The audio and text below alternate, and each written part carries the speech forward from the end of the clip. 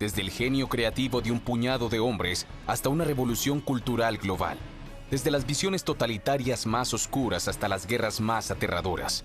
Desde la heroica resistencia de todo un pueblo hasta la voluntad inquebrantable de una minoría. La más pequeña de nuestras decisiones puede influir en el futuro de la humanidad. Conocer el pasado es anticipar el futuro. Efecto mariposa. 12 de octubre de 1492, costa oeste de los Estados Unidos. Luego de un viaje épico que duró 67 días con agua y provisiones agotadas, el explorador Fu Li es el primer asiático en pisar el continente americano.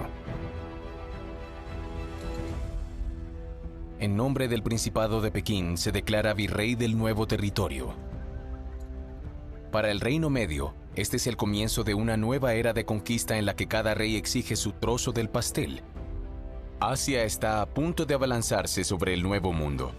En pocos siglos, en el mismo lugar de este desembarque, en un árido paisaje de montañas, se levantará una ciudad de más de 10 millones de habitantes, Nueva Pekín. Pero nada de esto sucedió. Hace 2500 años, las ideas de un hombre moldearon la psicología del pueblo chino y forjaron la voluntad del país más grande del mundo, China. Confucio y el pensamiento chino. 551 años antes de nuestra era, región Lu en la antigua China. Confucio nace en una familia modesta. 57 años después, le ofrecen 80 magníficas mujeres al soberano de Lu, para quien Confucio es el ministro de justicia. En el siglo III de nuestra era, sus discípulos completan la compilación de sus analectas. Al hacerlo, inmortalizan sus pensamientos. Estos tres eventos relacionados son los elementos cruciales de la psicología china. Sus efectos han influido en el mundo durante 2500 años.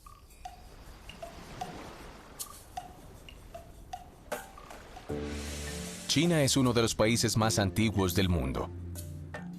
Ha sobrevivido a lo largo de miles de años, ha visto vastos imperios que ascienden y desaparecen, y experimentaron invasiones de bárbaros que venían del norte y de europeos que venían del mar. Sus orígenes son tan antiguos que se pierden en las tinieblas del tiempo.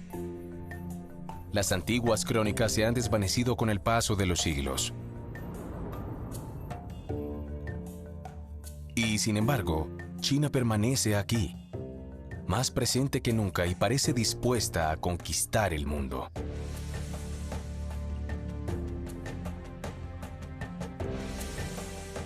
Nuestra historia tiene lugar hace más de 2500 años, en un mundo en el cual no existía el Imperio Romano, cuando Alejandro Magno aún no había nacido y donde nunca se había mencionado la palabra China.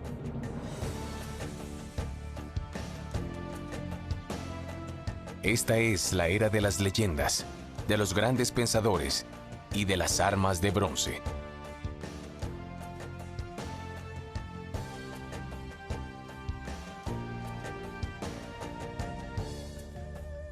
En esta región del globo, situada entre los ríos Amarillo y Azul, los humanos han vivido desde tiempos inmemoriales. Gracias a la abundancia de agua y las vastas y fértiles llanuras, la civilización pudo echar raíces y mantenerse. Alrededor de ríos, la población cada vez mayor, como en Egipto y Mesopotamia, debió organizarse rápido y formar jerarquías.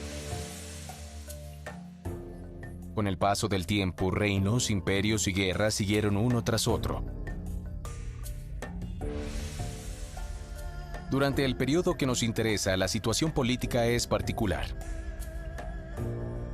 China está dividida en casi 200 estados pequeños, más o menos independientes, y se encuentra bajo un sistema político similar al experimentado en Occidente durante la Edad Media. La rivalidad entre los estados es intensa, y las guerras locales entre los señores no son inusuales. En el medio, la flor central, una agrupación de estados pequeños y menos poderosos, es el corazón del poder y constantemente se esfuerza por mantener su status quo. Técnicamente el país no está en guerra civil, pero la situación puede describirse como delicada. Este periodo muy especial se conoce como el periodo de primaveras y otoños. Periodo de primaveras y otoños. Bienvenidos a la memoria de la humanidad.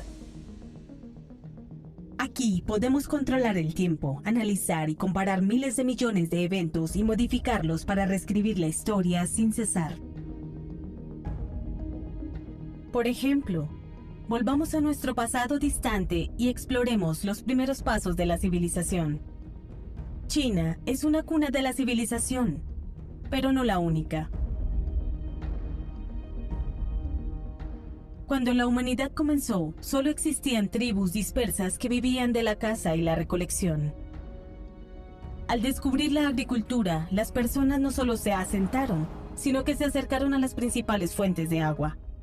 Cuanta más agua había, más personas también. Reunidos alrededor de los ríos importantes, como el Nilo, el Éufrates, el Tigris o el río Amarillo, la gente se vio obligada a organizarse para administrar el uso de la tierra y el agua. Así nacieron las primeras ciudades, las primeras administraciones y los primeros estados organizados. Los campos se usaron para producir lo suficiente para establecer reservas. Una parte de la población podía especializarse en la guerra, otra en las artes, en la ciencia o en la administración. Ya no era solo una cuestión de supervivencia, sino de construcción, desarrollo y aprendizaje. De la necesidad de vivir juntos nacieron las primeras grandes civilizaciones, pero también los primeros grandes conflictos.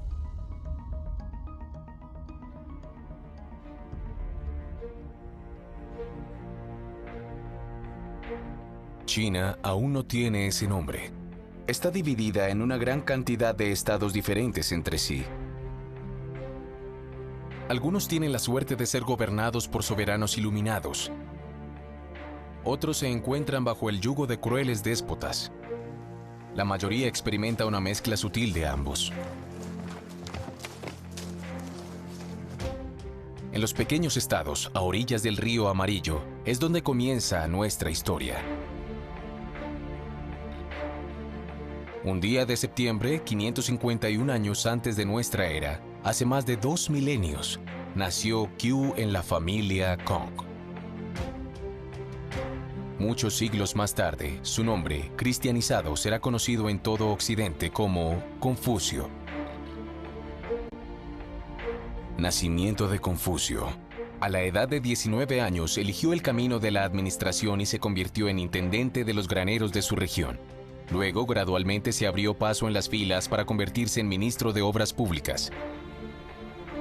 Confucio es un administrador nato. Es justo, correcto, honesto y riguroso. Para él, la política no es para beneficio personal, sino para mejorar la vida de las personas. Él es un estadista. Sus logros y éxitos naturalmente le ganan la envidia y la hostilidad de funcionarios menos talentosos o menos honestos. A lo largo de su vida enfrentaría intrigas y conspiraciones en su contra, llegando incluso a intentos de asesinato. Su incapacidad para enfrentarlos es una prueba de su integridad. Si ya no lo desean, prefiere irse y ofrecer sus consejos en otro sitio, en lugar de descender a maniobras políticas deshonrosas. Como todo hombre íntegro, pasará de la decepción a la frustración. Su aspiración de crear el gobierno ideal se convierte en una búsqueda. Su objetivo es encontrar un soberano capaz de escucharlo.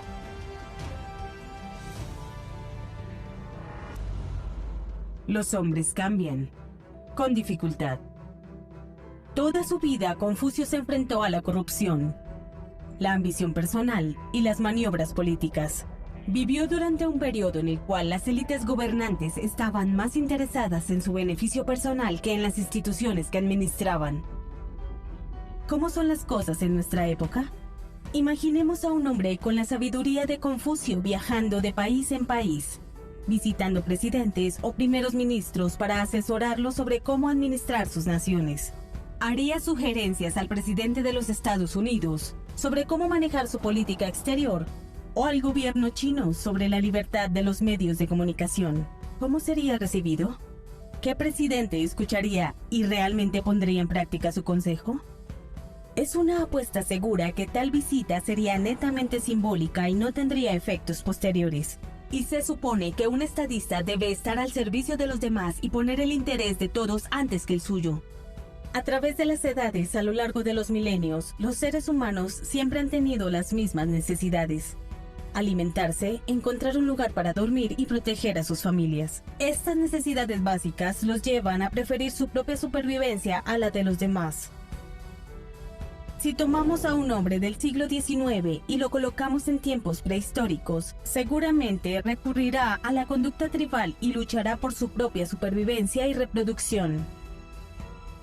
El instinto de supervivencia es innato, incluso en el hombre más civilizado. Creer en el hombre. Ese es el credo de Confucio. El ser humano lo fascina. Él cree que el hombre es naturalmente bueno y está convencido de su capacidad para mejorar. Insiste en el valor de la educación. Entonces viaja mucho.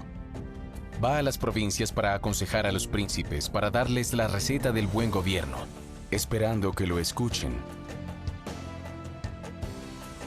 Gradualmente, mediante la experiencia, desarrolla una especie de código moral, una línea de conducta. Inspirado en las tradiciones ancestrales, Confucio establece normas de vida que nunca duda en enseñar. Rápidamente reúne discípulos que lo escuchan y contribuyen a la difusión de sus ideas. Progresivamente, el administrador promovido a consejero principesco se convierte en un pensador. Pero es mientras se desempeña como ministro de Justicia en la provincia de Lu que se desarrollará un evento importante en su vida.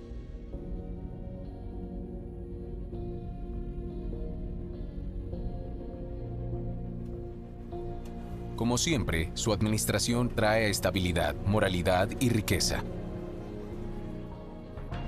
La provincia vecina siente envidia y, preocupada por esto, elabora un plan para eliminar a Confucio. Conscientes de la reputación de incorruptibilidad del consejero, sus gobernadores ofrecen a 80 de las jóvenes más bellas de su país al soberano de Lu, quien descuida su deber durante todo el día. Disgustado y decepcionado, Confucio elige renunciar y se aleja. Este es el punto de partida de 14 años de recorrido, durante los cuales Confucio enseñará a sus discípulos su código de conducta. Docenas de años después, el código, escrito y compilado en colecciones por sus discípulos, recibió el nombre de confucianismo. Los enemigos de Confucio corrompen al soberano Lu. Confucio renuncia y empieza su viaje.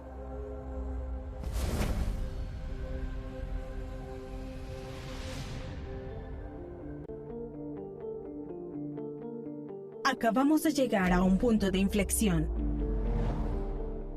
Un punto de inflexión es un evento crucial, una encrucijada en nuestra historia en la que el mundo gira de un lado a otro. Decepcionado por la actitud de su señor, Confucio decide renunciar a un puesto importante y alejarse. Él elige permanecer fiel a sus ideas. A los 57 años, esta es una decisión importante tomada por un hombre maduro. No hay duda que este es un punto de inflexión en la vida del asesor.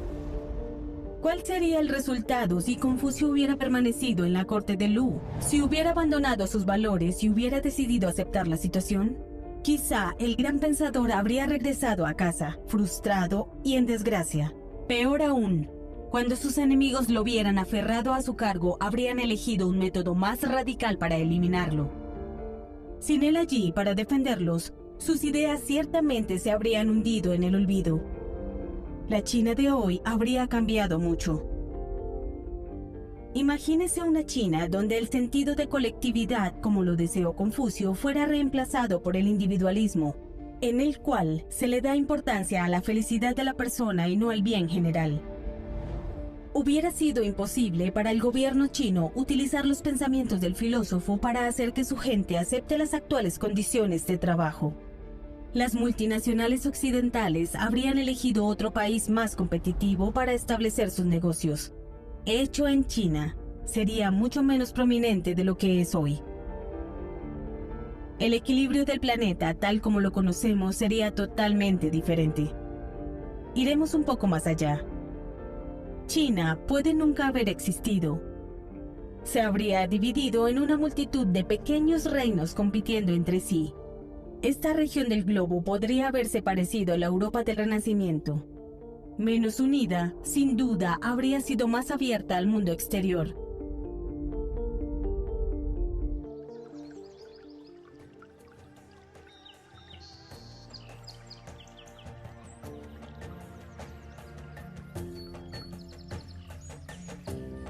La virtud está al alcance de todos. Confucio estaba convencido de eso. Su pensamiento es una filosofía humanista. El hombre no es ni bueno ni malo por naturaleza. La elección de su vida le pertenece a él. A través del aprendizaje puede tener éxito al dejar de lado sus fallas y cultivar sus fortalezas. Pero para el filósofo, la educación no termina con los libros. También debes desarrollar tus talentos a través del contacto con la experiencia y la vida. Llenarse a sí mismo con el conocimiento no es suficiente. Un príncipe ideal es un príncipe virtuoso. Para gobernar, no se necesita la violencia ni la pena de muerte. Es suficiente dar ejemplo y la gente lo seguirá. Un gobernador que no puede gobernarse a sí mismo no puede gobernar a los demás.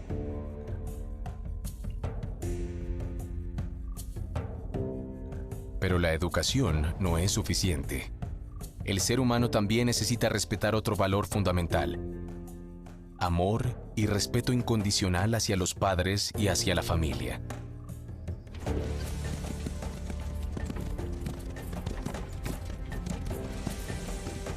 Dentro de un contexto político, este respeto se convierte en sumisión y devoción absoluta hacia el príncipe, el rey o el emperador.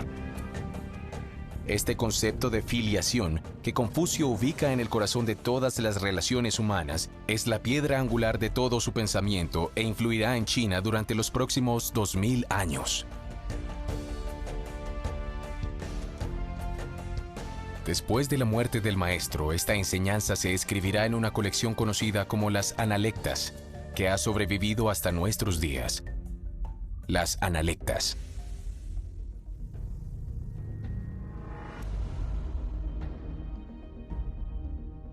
Las ideas son más poderosas que las armas.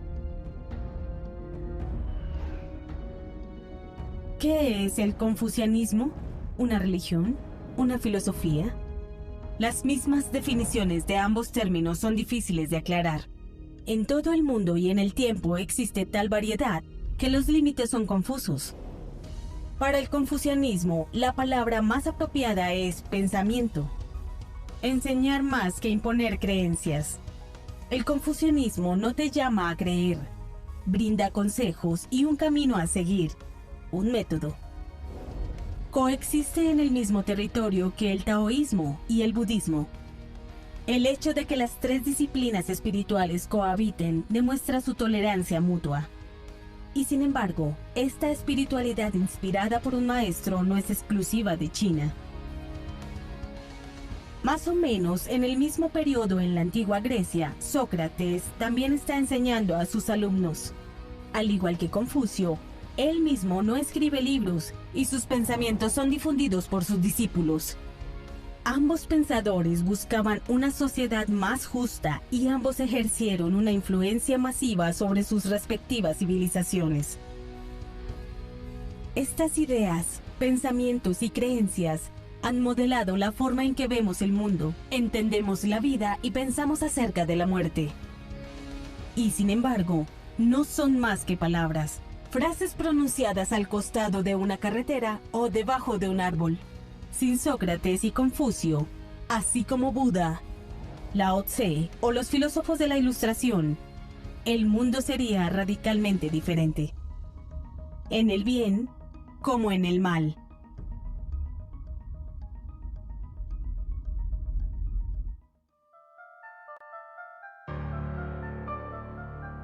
Durante casi 2000 años, los pensamientos de Confucio han sido un pilar fundamental de la sociedad china. Se les enseña a los niños, se les impone a los ejecutivos administrativos. Nadie puede aspirar a un puesto importante si aún no ha estudiado las obras del maestro. Un verdadero éxito para las ideas del pensador, pero, irónicamente, como ocurre muy a menudo, este reconocimiento no se produjo en el transcurso de su vida. Escuchado, respetado, establecido como un ejemplo, sin embargo, nunca fue seguido. Ninguno de los grandes príncipes a quienes asesoró puso en práctica sus ideas. Todos toman de su enseñanza lo que les convenía, pero ignoraban el resto. Entonces, la importancia asignada al respeto hacia el padre y el señor es ampliamente adoptada y expandida por sucesivos reyes y emperadores. Los soberanos muestran gran interés en esta filosofía que pone en primer plano el respeto hacia la autoridad y la obediencia ciega. El esfuerzo propio, la educación y la práctica de la virtud más restrictivos son menos seguidos. Muerte de Confucio. Murió a la edad de 72 años. Fue enterrado por sus primeros 72 discípulos bajo un simple montículo de tierra cubierto de vegetación.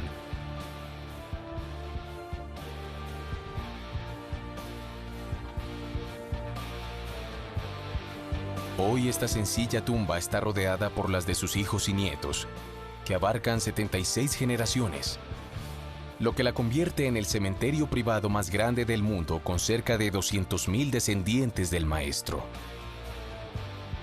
El confucianismo es la columna vertebral del pensamiento chino, por lo menos hasta 1860. A partir de esa fecha, las élites chinas se dan cuenta de cuán lejos está su país del mundo occidental y culpan de ello al polvoriento confucianismo. Y así comienza un lento proceso de deconstrucción de la milenaria filosofía. En 1949, al final de la Guerra Civil, los comunistas de Mao toman el poder y lanzan la Gran Revolución Proletaria. ¿Objetivo? Erradicar todos los restos de la sociedad tradicional y del pensamiento confuciano. Durante 10 años se hará todo lo posible para borrar la memoria del gran maestro. Pero no funciona. La década de 1980 verá su rehabilitación por las mismas razones adoptadas por los emperadores siglos atrás. Absoluto respeto por la autoridad, útil en tiempos de crisis. Ahora de moda, promovidas por los líderes, las ideas de Confucio nuevamente hacen furor. Sin embargo, ¿reconocería hoy Confucio sus pensamientos? Pero esa es otra historia.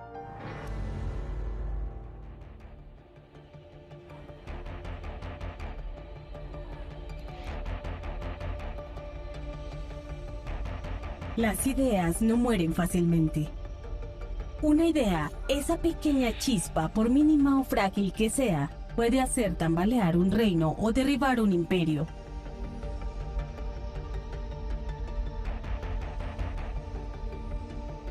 La religión cristiana dio vuelta al Imperio Romano. La Ilustración revolucionó a Occidente. El confucianismo moldeó a China.